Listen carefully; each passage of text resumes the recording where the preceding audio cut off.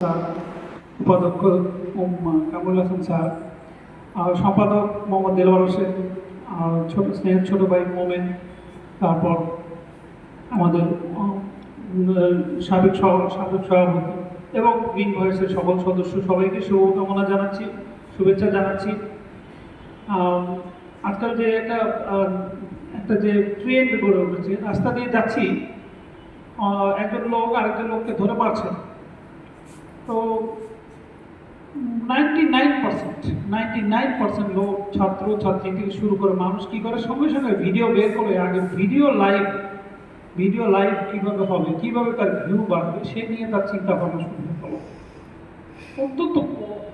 অন্তত কম 1% বলবে যে না, আমি এটাকে ঠেকাবো, বা দুজনকে থামিয়ে বলবে ভাই ওকে মারছেন কেন মারছেন বলেন।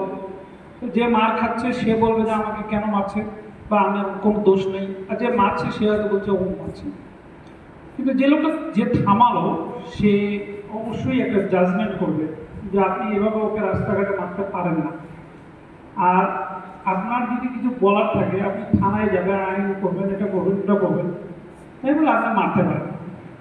এমনকি যে বিচারটা করবে সেও কিন্তু মারবে না, কিন্তু তার মধ্যে একটা কনফিডেন্স থাকবে যে একজন মানুষকে এভাবে রাস্তাঘাটে আরেকজন মারতে পারে না, মারা সম্ভব না।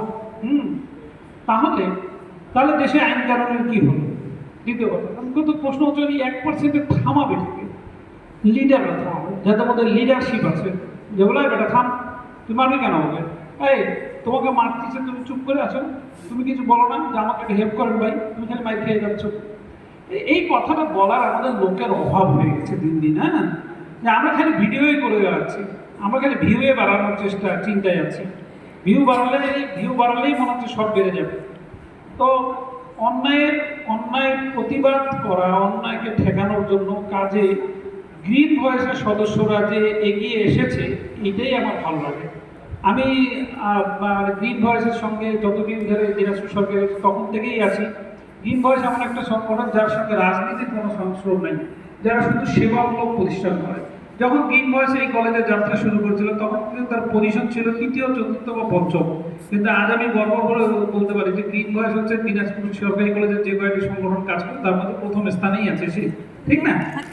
এইটা হচ্ছে ব্যাপার, তাদের অনেক শাখা পোশাখা আছে, এবং তারা কার্যক্রম করে বেড়ায়, এবং তারা শিক্ষকদের পরামর্শ করে শোনে।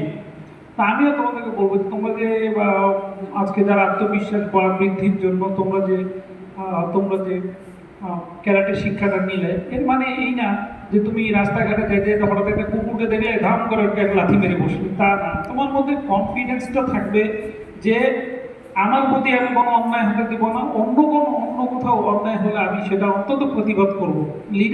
লিডার তোমাকে হয়েও উঠতে হবে। লিডারশিপ মানুষের মধ্যে আছে, তোমার মধ্যে আছে, তোমাকে সেটা খুঁজে বের করতে হবে। সেই আত্মবিশ্বাসটুকু গ্রিন ভয়েস দিচ্ছে। গ্রিন ভয়েসের কাছে এই জন্যই আমি মনে করি, আমরা তোমাদের মনের বিকাশ ঘটাই, বই পড়াই, ক্লাস নিই, কিন্তু তোমাদের যে আত্মবিশ্বাস, সেই আত্মবিশ্বাসটা, আবার বলছি, তুমি খেয়াল করে দেখো, তুমি রাস্তা দিয়ে যাচ্ছ, কেউ কাউকে ধরে মারতেছে, তুমি কি করবে? তুমি কি সোজা চলে যাবে, নাকি ভিউ বাড়ানোর জন্য ভিডিও করবে, নাকি দুজনকে ঠেকিয়ে বলবে যে এ ভাই কেন মারতেছেন?